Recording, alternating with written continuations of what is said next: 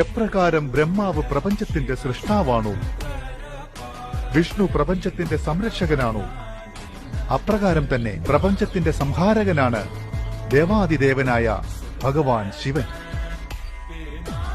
എപ്രകാരം സൃഷ്ടി ത്രിമൂർത്തികളുടെ അഭാവത്തിൽ അപൂർണമാകുന്നുവോ അപ്രകാരം തന്നെ അനന്തശയനനായ വിഷ്ണുവിന്റെ ആ മൂർത്തി എങ്ങനെ സമ്പൂർണമായി തീരും?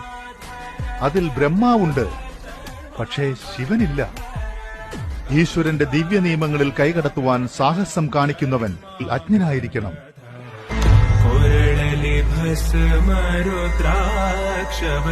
ധരിಸಿದ ಪರಮ ವೈಷ್ಣವನು ನೀನೆ.